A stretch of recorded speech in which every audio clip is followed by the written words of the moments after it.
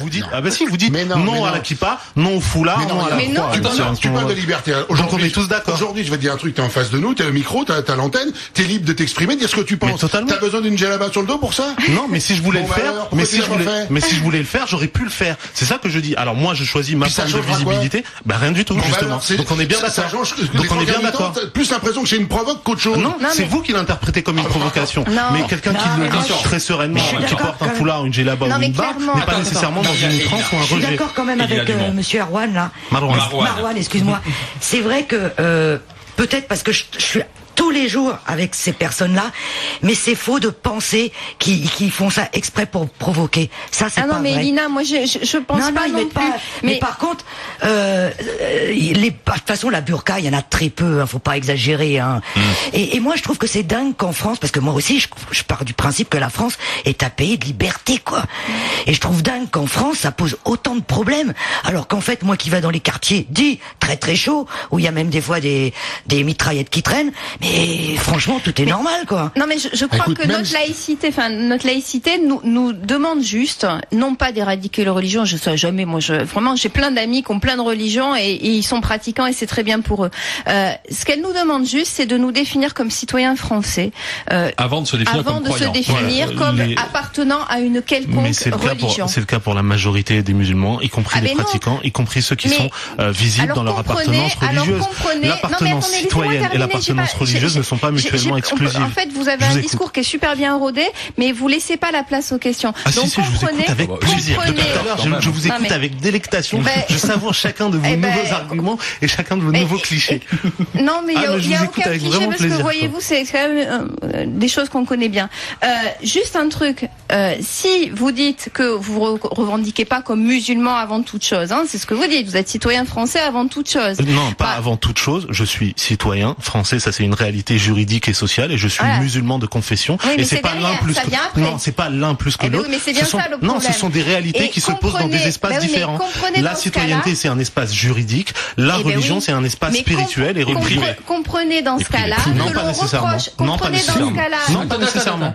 Mais oui, mais la religion n'est pas nécessairement un fait privé. Moi, je suis désolé. Comprenez dans ce cas-là que nous, on reproche à des gens de se reconnaître comme appartenant à une religion au point de braver la loi, parce que c'est ça le niqab aujourd'hui dans l'état actuel de la loi française, avant de se reconnaître comme citoyen français. Ce qu'on demande aux gens, c'est juste de respecter la loi. C'est tout. Alors, cette injonction collective aux musulmans de respecter la loi comme s'ils étaient, eux, une espèce de menace ou une provocation à la loi, déjà, ça, de manière générale, c'est à rejeter. Deuxième point, je termine là-dessus, parce que c'est important. Le fait qu'il faut garder à l'esprit, c'est que demander aux musulmans de choisir entre leur citoyenneté et leur religion, c'est comme de demander à quelqu'un de choisir entre être blond et être allemand ou suédois.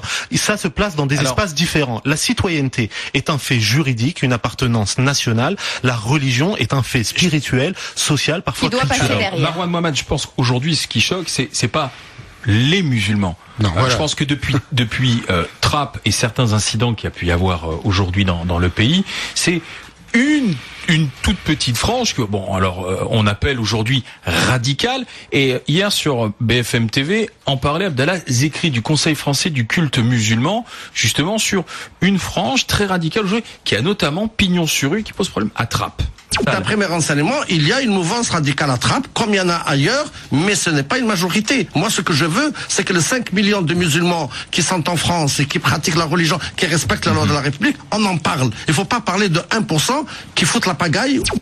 1% qui foutent la pagaille. Voilà, c'est ce que dit le Conseil français du culte musulman. Vous êtes d'accord avec ça? C'est là-dessus qu'il faut travailler, puisque ça met la pagaille. Alors, le point sur lequel on est tous d'accord de manière unanime, c'est que dès qu'il y a un discours qui est incitant à la haine, incitant au rejet, incitant à la marginalisation des gens, il faut le rejeter, quelle que soit l'appartenance religieuse des gens. Et il existe aussi des musulmans qui tiennent ce genre de discours de rejet, ce discours de sécession. C'est ce que dit le CFCM. Sauf que il n'existe pas de réalité encore moins chiffrable de une espèce de phénomène qui serait du sécessionnisme ou un mouvement organisé qui serait qualifié de salafisme ou de radicalisme. Ça inquiète le Conseil français du culte musulman. Vous partagez cette inquiétude? C'est-à-dire, vous partagez l'inquiétude L'inquiétude. Non, est-ce que vous partagez l'inquiétude du CFCM? Non, pas dans ces termes-là, parce que ce que je vois au bout du compte dans un certain nombre de quartiers, c'est que c'est pas la réalité religieuse qui crée cette marginalisation. C'est une réalité sociale, c'est un sentiment d'exclusion au sens familial, au sens de l'entreprise, au sens de l'éducation, qui fait qu'un individu, de manière isolée, va se sentir en rejet par rapport à sa sphère de référence.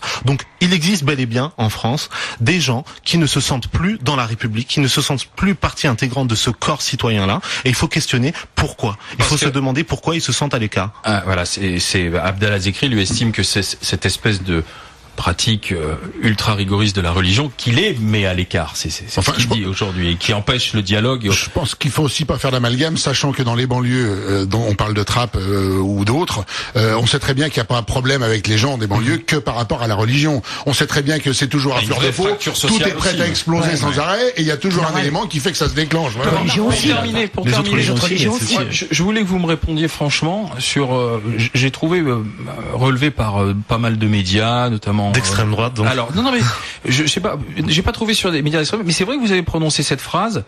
Qui a le droit de dire que la France dans 30 ou 40 ans ne sera pas un pays musulman? Personne n'a le droit dans ce pays de définir pour nous ce qu'est l'identité française et de nous nier le droit d'espérer ça. Alors, c'est très intéressant. Non mais ça c'est inquiétant parce qu'on a même entendu des musulmans dire en Belgique dire carrément que de toute façon ils reprendraient la Belgique par le vent. Soit je réponds. Mais quand on entend des discours pareils, soit je réponds si c'est vrai ou pas. Donc soit je réponds dans le détail, soit je ne réponds pas. Donc dans le détail, cette citation, elle est tirée d'un blog d'extrême droite, puis recitée à droite et à gauche en m'imputant ce propos-là que j'aurais tenu à la mosquée d'Orly en août 2012. Donc je l'annonce à la radio RMC pour la première fois. Le CCIF n'a absolument jamais donné de conférence à la mosquée d'Orly, et encore moins moi en août 2011. Merci d'avoir été avec nous, d'avoir répondu en toute franchise pendant ces 20 minutes. Merci Marouane Mohamed d'avoir été sur RMC dans les JG. Dans un instant, c'est le match des grandes gueules.